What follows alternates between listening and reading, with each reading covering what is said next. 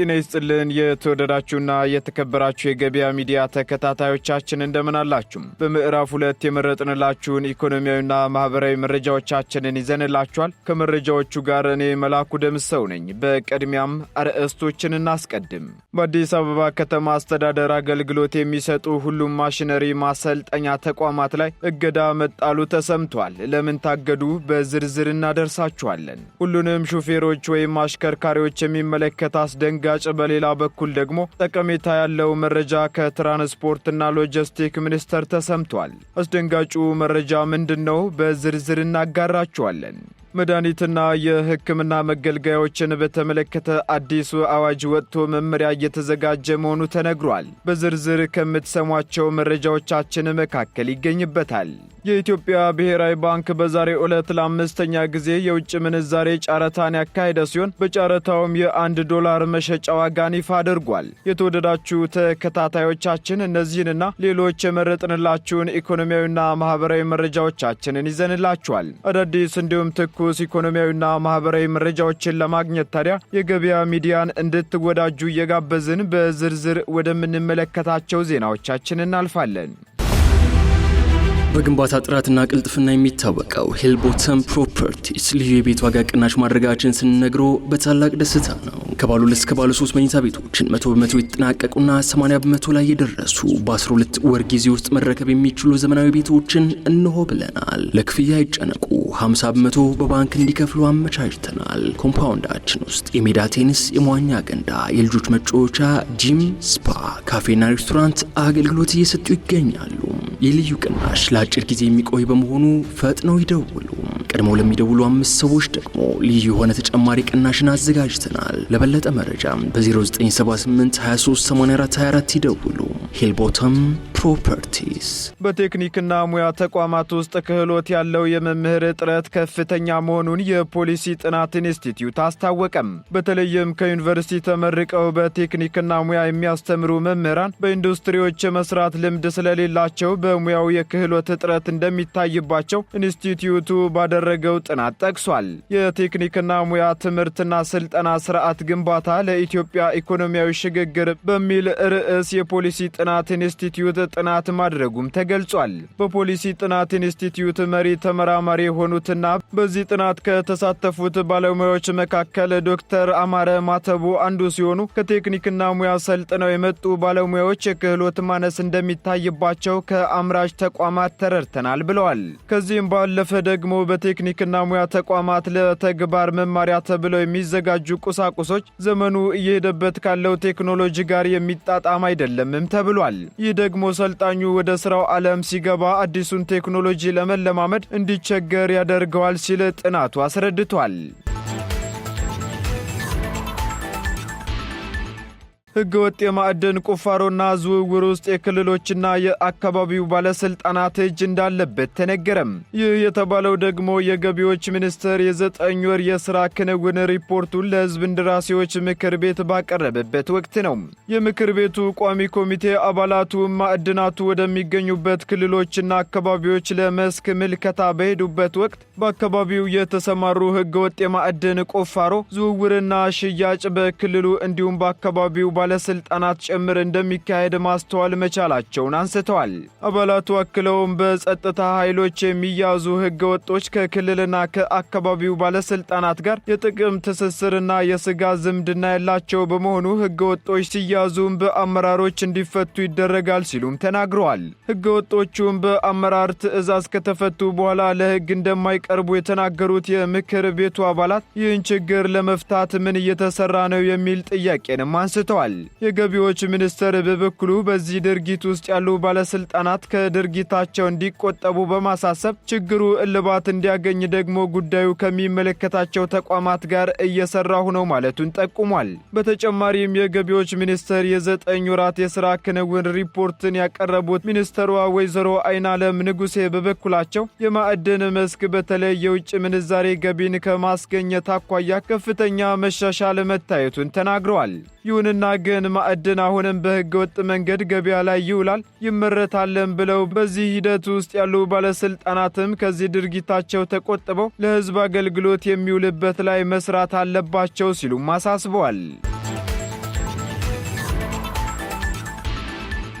በአዲስ አበባ ከተማ አስተዳደር አገልግሎት ሲሰጡ የነበሩ ሁሉም የኮንስትራክሽን የእርሻና መሰል ማሽነሪ ማሰልጠኛ ተቋማት ላይ እገዳ መጣሉን የአዲስ አበባ አሽከርካሪና ተሽከርካሪ ፍቃድና ቁጥጥር ባለስልጣን አስታወቀም። በተያዘው በጀት ዓመት ተቋሙ ባካሄደው የሪፎርም አቅጣጫ መሰረት ብቁ አሽከርካሪና ብቃቱ የተረጋገጠ ተሽከርካሪ ለማፍራት የተጠናከረ የክትትልና የቁጥጥር ስራ ስለመሰራቱ የባለስልጣን መስሪያ ቤቱ የአሽከርካሪ ዘርፍ ምክትል ስራ አስኪያጅ አቶ በድሉ ለሊሳ ተናግረዋል። በዚህም ሂደት ውስጥ የሚታዩ ክፍተቶችን የማረምና እርምጃ የመውሰድ ስራዎች መተግበራቸውን ያነሱት ምክትል ስራ አስኪያጁ በከተማዋ በሚገኙ 5 የማሽነሪ ማሰልጠኛ ተቋማት ላይ ፍተሻ መካሄዱን ገልጸዋል። በዚሁ መሰረትም 5ቱም ተቋማት መመሪያው ከሚያዘው አንጻር ማሽኖቻቸውን፣ አሰራሮቻቸውንና አጠቃላይ የስልጠና አካሄዱ በሚፈተሽበት ወቅት ከደረጃ በታች ሆነው በመገኘቱ የ6 ወር እገዳ እንደተጣለባቸው አህዱ ዘግቧል። እገዳው የተጣለው ደግሞ በተሰጣቸው 6 ወር ጊዜ ውስጥ አስተካክለው መምጣት ከቻሉ ድጋሜ ፍተሻ ተደርጎ ማስተካከያ ይደረጋል በሚል እንደሆነም ተነግሯል። በመሆኑም በአዲስ አበባ አገልግሎት የሚሰጡ ማሽነሪ ማሰልጠኛዎች 5 ብቻ የነበሩ በመሆኑ በአሁኑ ወቅትም ምንም አይነት አገልግሎት እየሰጠ የሚገኝ ተቋም እንደሌለም አስታውቀዋል። ምክትል ዋና ስራ አስኪያጁ አክለውም ተቋሙ ወደ ሪፎርም ሲገባ በዋናነት ብቃት ያለውን አሽከርካሪና ተሽከርካሪ ለማፍራት ተቋማቱን እየፈተሸ እርምጃ በመውሰድ ማስተካከል አስፈላጊ በመሆኑ በዛ መልክ እርምጃው ስለመወሰዱም ገልጸዋል። በሌላ በኩልም መደበኛ ማሰልጠኛ ተቋማትን በሚመለከት ድንገተኛ የሆነ ክትትልና ድጋፍ እንደሚደረግ አንስተውም በርከት ያሉ ክፍተቶች የታዩበትና የስልጠና ጥራቱን አጉድለው የተገኙ ተቋማት ላይ ሙሉ በሙሉ የመዝጋትና ፍቃዱንም የመሰረዝ ስራ እየተሰራ መሆኑን ዘገባው ገልጿል። መድኃኒትና የሕክምና መገልገያዎችን በተመለከተ አዲስ አዋጅ ወጥቶ መመሪያ እየተዘጋጀ መሆኑን የኢትዮጵያ የመድኃኒትና የሕክምና መገልገያ አምራቾች ማህበር አስታወቀም። ከዚህ ጋር ተያይዞ ከመንግስት ጋር የ12 ቢሊዮን ብር የመድኃኒትና የሕክምና መሳሪያ ግብዓቶችን ለማቅረብ ከስምምነት ቢደረስም በፋይናንስ ችግር ምክንያት በታሰበው ልክ ማምረት አልቻልኩም ሲል የኢትዮጵያ የመድኃኒትና የሕክምና መገልገያ አምራቾች ማህበር አስታውቋል።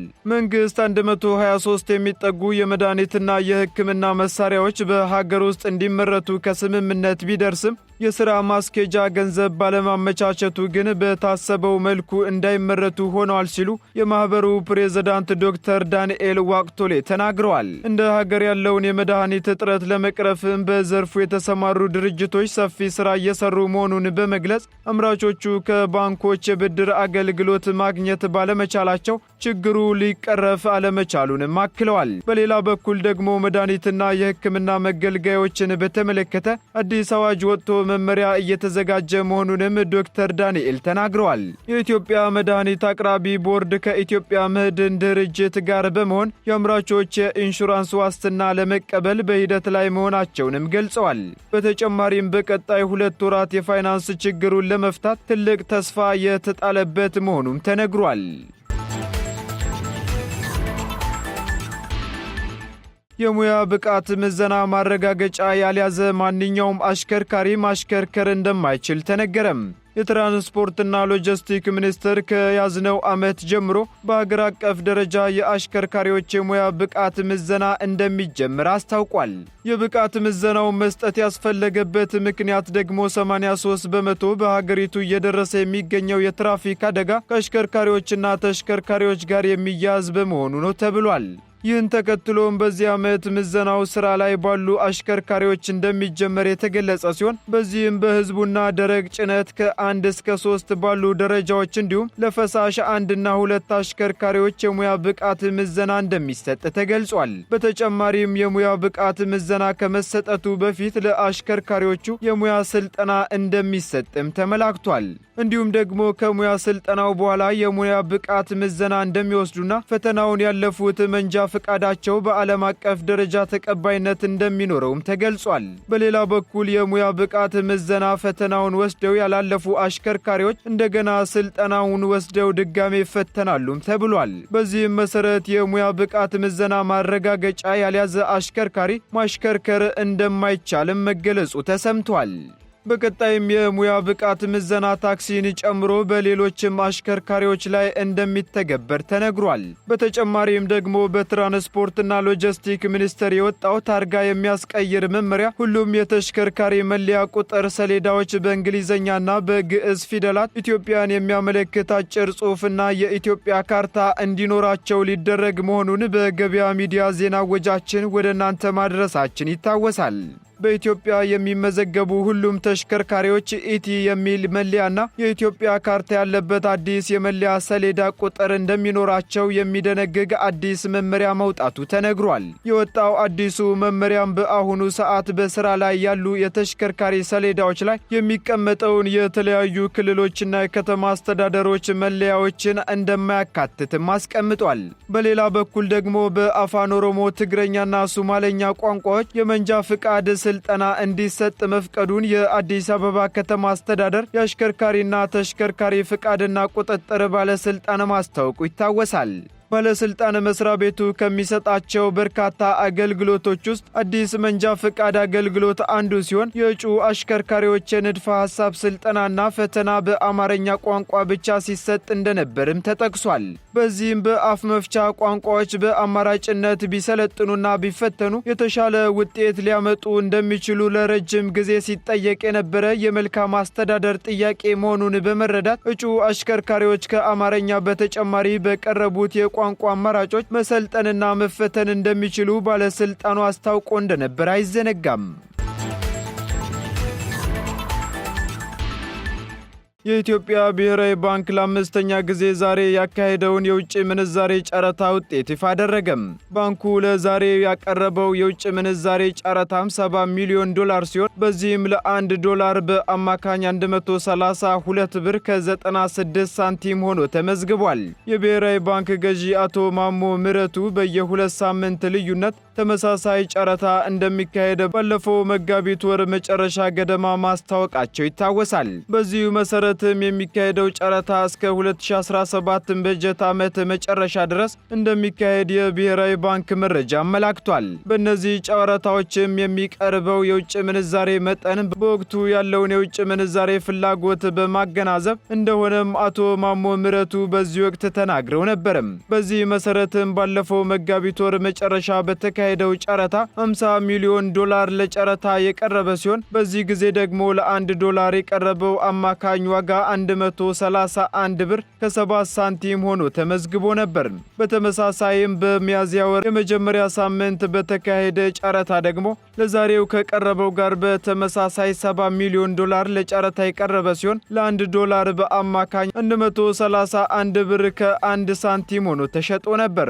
በዛሬው የውጭ ምንዛሬ ጨረታ ላይ ደግሞ 16 የንግድ ባንኮች የተሳተፉ ሲሆን ለ1 ዶላር ዋጋ በአማካኝ 132 ብር ከ96 ሳንቲም መሆኑን ከባንኩ የተገኘው መረጃ ያመለክታል።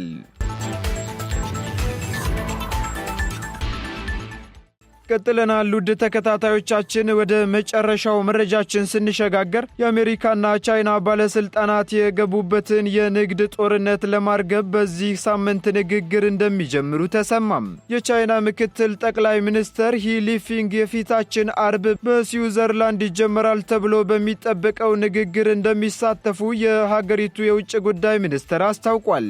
የአሜሪካ ግምጃ ቤት ጸሐፊ ስካት ቤሰንትና የዩናይትድ ስቴትስ የንግድ ወኪል ጄምሰን ግሪር በዋሽንግተንን ወክለው በንግግሩ እንደሚሳተፉ ደግሞ በቢሮቻቸው በኩል መግለጻቸው ተነግሯል። ፕሬዝዳንት ትራምፕ ወደ ዋይት ሃውስ ዳግም ከተመለሱ በኋላ ከቻይና በሚገቡ ምርቶች ላይ እስከ 145% ታሪፍ መጣላቸው ይታወሳል።